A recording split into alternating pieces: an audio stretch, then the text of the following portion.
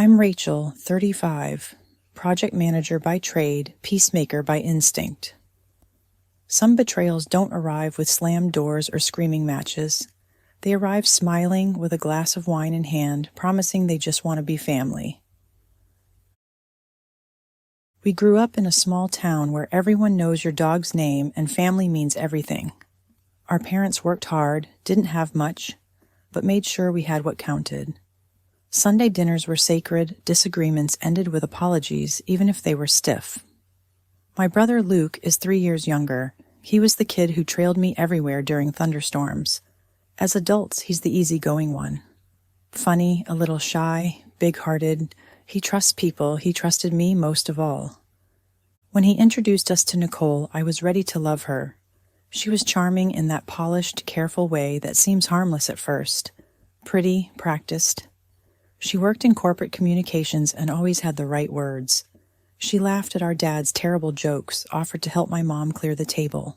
She was good. Too good. But I didn't say anything. I told myself I was being protective, maybe even jealous of losing my brother a little, so I decided to give her room. Because that's what family does. Nicole seemed to want that too. She called me, invited me to coffee, asked about my work and our childhood. She said she wanted to be like sisters, and I wanted that too. So I let her in. I shared things I hadn't said aloud in years, small family conflicts I'd helped smooth over. My worry about Dad's health, the details of a breakup that still left a bruise. Nicole listened carefully, nodded at all the right moments, told me she understood. And the whole time she was storing it, not to connect, but to use. Nicole didn't rush anything. That was her skill. She made it feel natural, like we were growing close at the perfect pace. She asked if I'd help her choose her bridal shower theme, said she trusted my taste more than anyone. She'd text me late at night about color palettes, cake flavors, florists. When I'd suggest something, she'd gush about how I was saving her sanity. She even asked me to be part of her bridal party. She said she couldn't imagine doing it without me standing there beside her. We had these wine nights at my place. She'd show up with a bottle she picked out just for us, always acting delighted to be there. We'd sit on my couch, candles lit, music playing low.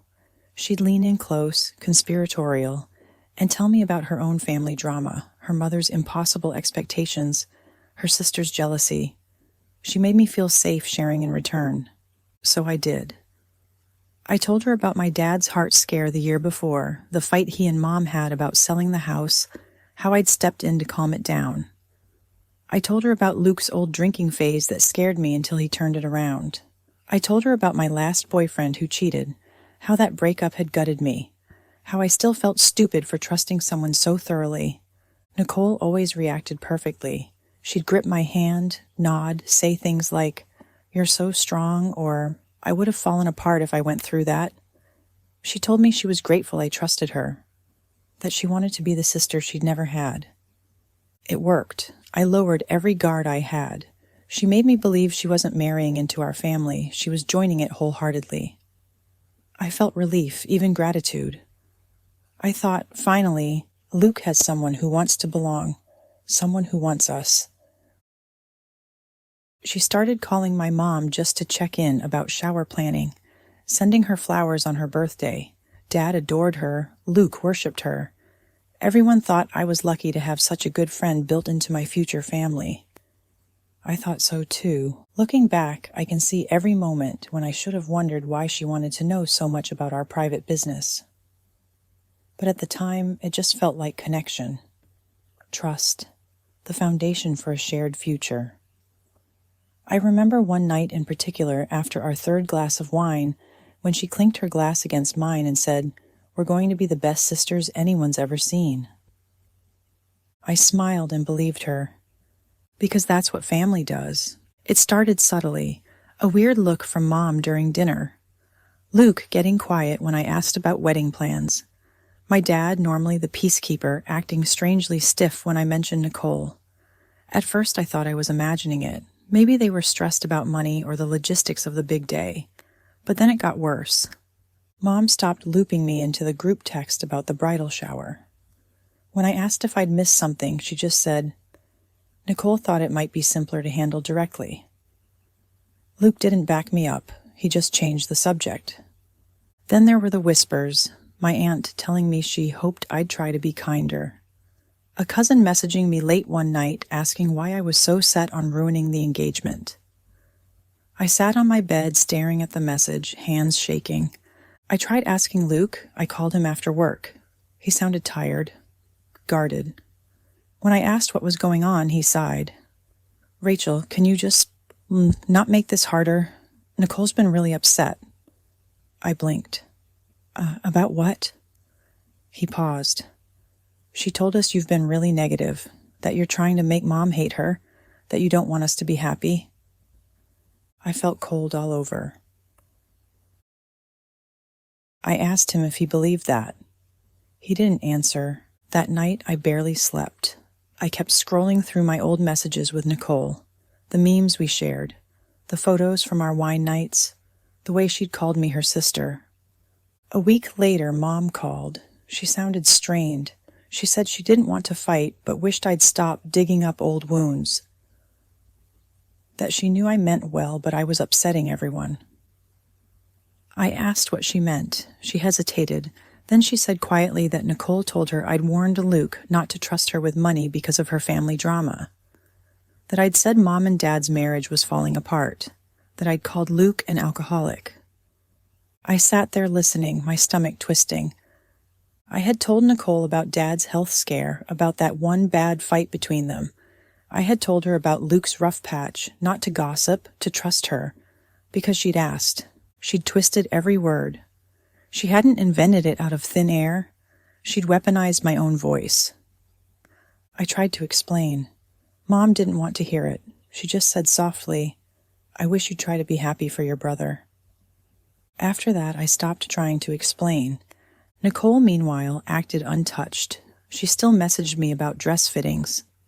She sent photos of the venue, asked for my opinion on flower arrangements. Like nothing had changed, like she hadn't just gutted my place in the family and fed it back to them as evidence of my jealousy. At one family dinner, she even gave a little toast. She said, "I'm just so grateful to everyone for making me feel welcome.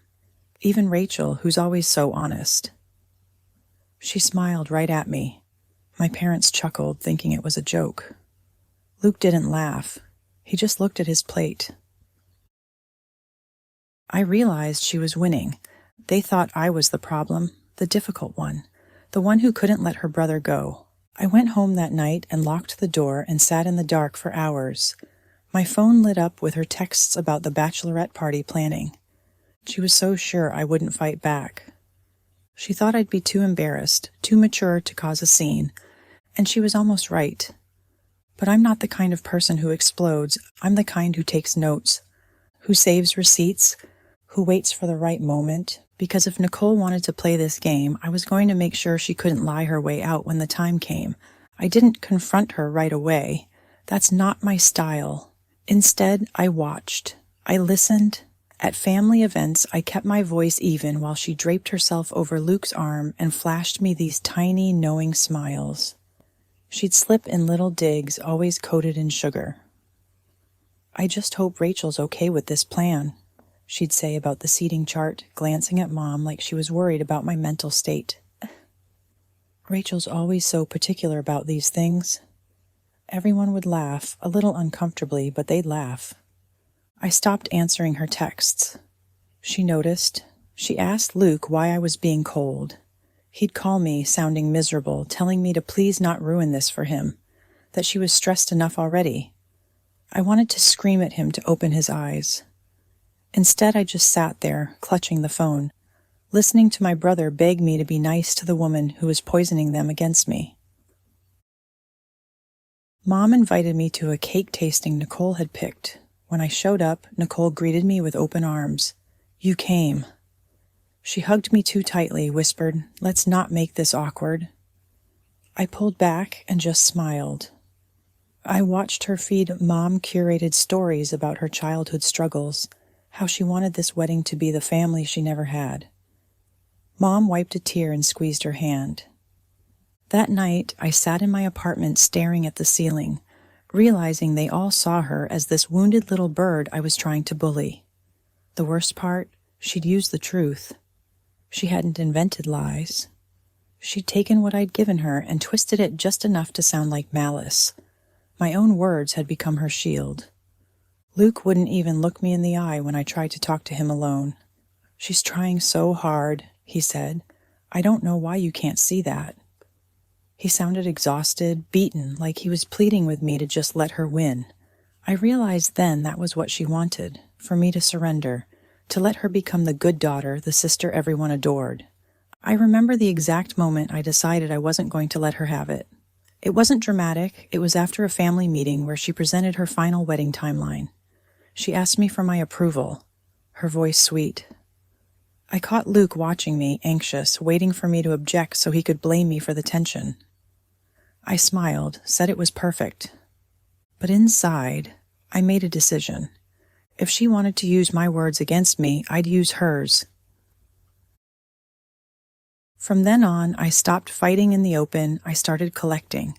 Every text she sent me, every call where she let her guard slip, the night she drunkenly vented about how easy it was to get people to pity her if she cried. How my mom was so desperate for another daughter she'd believe anything. How Luke was too soft to ever challenge her. I recorded that one. Calmly, I didn't react. I just kept her talking. When I hung up, I sat there for a long time. My heart was racing, but I felt clear, because Nicole thought my biggest weakness was caring what my family thought of me. She was right, but what she didn't realize was that caring is not the same as being weak. I wasn't going to scream. I wasn't going to ruin the wedding. I was going to choose my moment. And when it came, I was going to make sure she couldn't spin her way out of it. After that call, I got systematic. I pulled up every text she'd sent me, screenshot after screenshot, her casual insults about my family, the times she'd hinted Luke was fragile and needed managing, the messages where she coached me on how to talk to Mom about Dad's health, all while framing herself as the helpful outsider who cared so much. I organized them all into folders labeled by topic. Then I went back to that recorded call. I listened to her slurred, gleeful voice over and over. "It's honestly so easy. Your mom just wants someone to cry with. Your brother? God, he's so grateful I'm not like his ex. He'd believe anything I say." She laughed, a low, knowing laugh.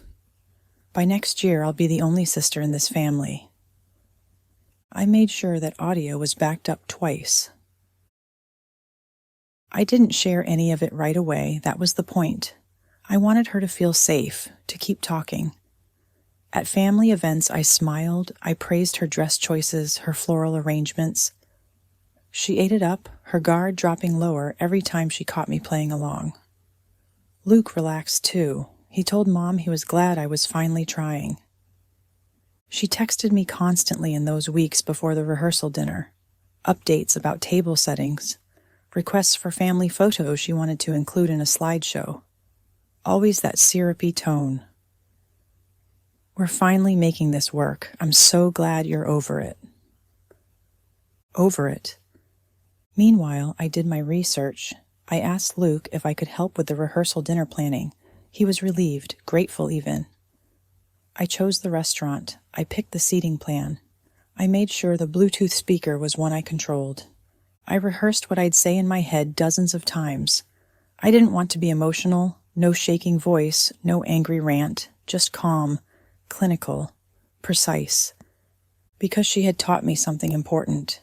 People don't believe accusations, they believe evidence. I waited.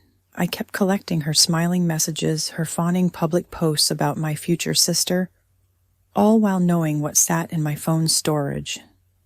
By the time the rehearsal dinner rolled around, I was ready, and she had no idea. The night of the rehearsal dinner was perfect by design. Warm lights strung across the patio, white tablecloths, candles flickering in glass holders. Nicole loved it. She swept in wearing pale pink satin, hugging everyone, laughing just a little too loud. Luke was glued to her side, smiling, grateful it was all going smoothly. I greeted her like nothing was wrong. Hugged her lightly, told her she looked beautiful. She squeezed my hand and whispered, "I'm so glad you're here." I smiled. Wouldn't miss it. Dinner went as planned. The server brought out 3 courses, wine flowed, conversation buzzed. Nicole made sure to steer every topic back to the wedding. She thanked my parents for accepting her as one of their own, tears shining in her eyes just enough to look sincere. Mom dabbed at her eyes with a napkin, squeezing her hand. Luke beamed. She looked at me once, caught my eye, and gave the smallest satisfied nod. Like she was saying, "See? I win." I waited. Near the end of dinner, when the cake was served, she tapped her glass with her fork. The room quieted. She stood smiling at everyone. "I just want to say how grateful I am to be joining this family. I know it hasn't been easy, but I've always just wanted to be your sister. I hope tonight proves we can move forward with nothing but love." She raised her glass. The family clapped, some sniffled. She sat down, brushing a tear. That was my cue. I cleared my throat gently. "Mind if I say something too?" Luke hesitated but nodded. Nicole blinked at me, still holding her glass. I stood, keeping my voice calm. "Nicole's right. It's important we're all honest tonight. Because family deserves honesty." I reached into my bag and pulled out my phone, tapped the screen. The Bluetooth speaker connected with a soft chime. Nicole's smile faltered. I didn't yell, I didn't accuse, I simply hit play. Her voice filled the quiet patio, laughing softly, saying, "It's honestly so easy. Your mom just wants someone to cry with. Your brother? God, he'd believe anything. By next year, I'll be the only sister in this family." Silence. Complete silence. Mom's face went pale. Luke's eyes widened, mouth opening like he couldn't form words. Nicole tried to speak, stammering, "It's out of context." I let it play again. This time no one moved. When it ended, I paused, looked at Nicole, and said quietly, "You wanted honesty. I'm just making sure everyone heard yours." She knocked over her glass, standing up. Wine spilled across the tablecloth. She turned on Luke, hissing, "Are you really going to believe this? She's been trying to ruin us." Luke didn't answer. He just stared at her like he didn't know her at all. Nicole's face crumpled. She grabbed her purse and fled, her heels clicking furiously across the patio bricks. No one chased her. I sat back down. The only sound was my mom softly crying into her napkin. No one really spoke after she left. The candles burned low, the wine went untouched. Luke sat perfectly still, staring at the empty chair beside him. He didn't say my name, didn't thank me, didn't curse me out either, just sat there, jaw tight, breathing like every inhale was an effort. Mom wiped her eyes and whispered, "I didn't know." Dad didn't speak at all. He just rested his hand on her shoulder. The server came to clear the plates, but hesitated at the tension, hovering until I nodded it was okay. Eventually, Luke stood up. He walked out without looking back. I didn't follow. I stayed behind to pay the bill, handed the server extra to apologize for the scene. When I finally walked to my car, I sat in the driver's seat with my hands on the wheel, staring at nothing. I didn't feel triumphant, not exactly. I felt like I'd just done surgery without anesthesia. But it was necessary. Because if I hadn't, she would have married my brother with everyone believing I was the threat. She would have smiled for the cameras, stood in family portraits, called me sister while twisting the knife. Now at least the lie was dead. It didn't fall apart all at once. Luke didn't call the wedding off that night, but he didn't speak to her for days. When he finally did, it wasn't to make up. It was to tell her not to come back. The wedding was canceled quietly. No big announcement, no blame in public. Just a notice to vendors, refunds where they could get them. Mom and Dad didn't throw it in his face. They just told him to come home for dinner whenever he was ready. It took months for him to look me in the eye again without flinching. But eventually he did. He apologized once. Just a low, raw, "I'm sorry." I told him it was okay. Because it was. We don't talk about her now. Not really. She's become a footnote, a lesson we learned too late, but well enough not to forget. And me? I don't regret what I did, not the planning, not the reveal, because family isn't about pretending everything's fine. It's about protecting each other when it matters, even if it costs you your peace. Sometimes love doesn't mean forgiveness. Sometimes it means telling the truth. If you've been through something like this, or even if you've held back from saying what needed to be said, I hope this gives you permission to protect your own peace. If you want more real stories of quiet revenge, calm strategy, and the moments we choose ourselves over the people who want to hurt us, make sure you subscribe. And share your own story in the comments. I read them all.